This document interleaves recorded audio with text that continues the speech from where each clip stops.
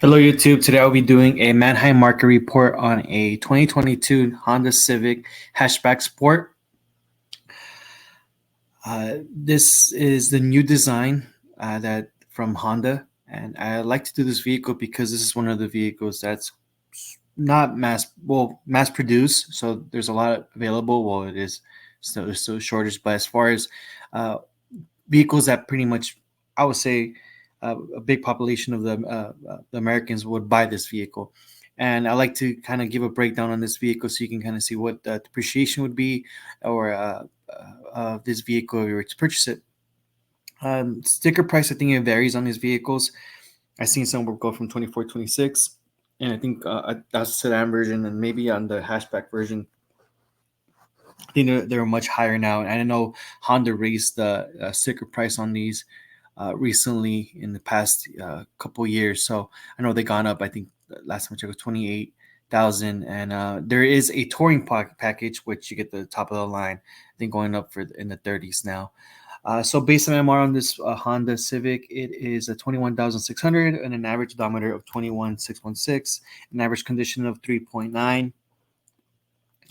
MMR range is they're ranging from 20,300 to 22,900, and Manheim thinks that this vehicle should retail for 25,000 based on transactions. The most recent transaction that we got from Central Florida is from December 6th, 21,400 with 24,000 miles. For reference, 24,000 miles is roughly around the same. Kind of sold for $200 what it'll be anticipated for, but the car did score really well, so that's a big separation. So I would say a $600 discount, well, $700 discount compared to what it was sold for. Right, let's remove that. Prices vary. I mean, you kind of see even this one was put in the transaction pool. Scored 1.5. 1.5 is horrible. It could mean that the car was nearly crashed, bumpers falling off, or damaged, or even frame damage. This one sold for 13,000. And the asterisk, that's what actually did. This one does not count as transactions because it's just so far out. You kind of see the 20,000, 20,600, 18,500 based on mileage and condition. Again, this one was counted for 2.2 was condition report, 17,900. This one scored a 4.4, sold for 21,000 in Texas. Hawaii, wow, let's see, 6,400 miles, sold for 22,500. 24,000. This one's sold in California. 19,000 sold in California. 2.5. Here's another one for California. 4.6. 40,000 miles. Just round it up. 22,008. What about this one? $23,000. Had 10,500 miles. 4.7. Sold in Pennsylvania. So roughly they're averaging around what base MMR is coming up to be. Just depending on condition and miles. That's pretty much what's going. But the reason why I really wanted to do this vehicle was because the historical, right? And I wanted to show you guys. So if you see 1 year ago, this vehicle was trading for 27,000 at the same time around December, 27,000. And as of today, this vehicle is trading around 21,600. And here are the transactions to prove that. So in a big 1 year difference, this vehicle has traded for $5,400 less than 1 year ago. The interesting part that in the past 6 months, well, in 6 months ago, the vehicle was still trading for 27,500. So, and it went up $500 mid-year, and there was high demand for the vehicle, which is good, but it gives you the idea that in the past 6 months, in the last 6 months of the year, that's where the most depreciation or all the depreciation of the vehicle has came down. So demand for this vehicle has definitely slowed down. That could be that there's more in the market. I mean, it could mean that there's newer ones coming to dealer lots. So now the dealers are able to sell them, because I know now this vehicle specifically in today's market is trading for a lot less than what you can buy it for new. Even though we're still in 2023, the vehicle's 1 year old. You know, we're a couple of days away from a new year. So 2-year-old vehicle, it's a couple grand away from the sticker price, right? And it's really interesting because, you know, these vehicles, people are coming back to a dealership like, hey, I want to trade out, I want to upgrade, you know, my Honda Civic. And what can you give me for a vehicle? Well, I can give you 22,000, just rounding up to 22,000. Well, I paid a year ago 27,500. This is just transactional, right? I mean, the car this is just wholesale. So now I'm just giving you the base off wholesale price. It could have sold for 30 a year ago. This is just what dealers are buying for, and dealers are here to make a profit, right? So that is an indicator that there is some negative equity on some vehicles based on what they bought, and I think a majority of consumers are not paying cash for these Honda Civics. I think they're financing, or most of the time they're leasing. And what sucks about leasing with a Honda is that Honda actually stops leasers to sell their vehicle. While you can have positive equity, you have to go back to a Honda dealership. So the gatekeeper for your equity is a Honda dealership, and the Honda dealerships know that. So they understand that they don't want to, if they don't want to give you your positive equity, they don't have to. Now, how do you avoid that? You buy the vehicle out, but you'd have to pay the taxes based off the residual what's there remaining to pay off the vehicle, and you have to register the vehicle in your name so you can remove Honda Financial.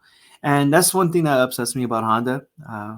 Toyota hasn't done that, and I feel much more confident about Toyota for that reason. Um, you know, I get it, you can tell me that the car doesn't belong to you. You're leasing the vehicle. You're renting the vehicle doesn't for the next 3 years, but Toyota doesn't do that. So if I want to trade out, what if I want to switch manufacturers? What if I want to go and trade out this car for a Lexus? I have to go back to a Honda dealership so they can trade me out. And what if I have positive equity? They control all that, and I think that sucks. And it's not. It's probably stopping some consumers from continuing to buy Honda, but it's just really interesting to see that. And in this case, where I guess it's a good thing for Honda, because in this case, you're stopping demand by not inflating. Because if you were to go to a dealership and say, hey, I want your Civic, I sell really, my Civics sell really quick in my lot, I'm willing to pay you 24,000 in today's market. That's a really good offer, right? 24,000 based off of MMR. You're paying over MMR. So why would you not, right? So, but then at the end of the day, it's like, well, you send the payment out to Honda, it's like, hey, they don't want it, they don't accept my money, and I think that part kind of sucks, because you have to go back to a Honda dealership, and Honda dealership's gonna say, nope, I'm not giving you your positive equity. If you trade, you buy a new car, but then if I buy a new car, it's much more expensive in today's market. So why, just keep the car to the end of the lease, or keep it to as long as you can, right? And yeah, it being a vehicle that's super produced, and well available, compared, who doesn't want a Civic? I guess, and in this, it's a first starter car, especially when new. But it's really interesting to see that there's already a depreciation being factored in on these vehicles. People coming back, trying to trade out, and move on. But in the past 30 days, a transaction's been the same, 21,600, and it just projected to just change by $400. So really interesting to see this Honda Civics trade. I am going to give you some history on these vehicles. We did buy one of these vehicles, I believe, a year ago, and at that time, a year ago, last year's summer, which is really 22 summer, and I think at that time, I think for one of these, we ended up paying $30K for it, and that time the customer did have some positive equity, so we paid some positive equity. We're good for them, but they were financing with a credit union, and we paid off the credit union, gave them the money, and we did sell the vehicle and made a profit as well on top of that. So it's really interesting to see that in this past year and a half to today's market, there's definitely a big change. Um, Going back, people that do buy these vehicles, there are at least expensive vehicles out there, because there's no more vehicles under 20. So most of the time people are kind of they're like, oh, let me upgrade to a little bit much more, a model that has a little bit more higher trim level. And at that point, people come back to the lot and be like, hey, I can only give you 22 in today's market. And they're like, well, I paid 30,000 $32,000, a year and a half ago. Like how, and then they're probably only making $500 payments a year, so $500 a month. I mean, sorry, a month. Only paying $500 a month, and $500 a month for a year is not a lot of money. It's just, and plus interest and plus insurance and all that. You get me? At the end of the day, it doesn't change much, right? And they're still underwater at that point, right? And they're still going to be underwater. Possibly the vehicles go up a little bit through the tax season, but we haven't had a really good tax season in the past 2 years. So what else can change, right? And just wanted to share this with you guys. If you guys have any vehicles that you guys would like me to do a Manheim Market Report or MMR, I'll be happy to do so. Please like and subscribe, and catch you in the next show. Thank you.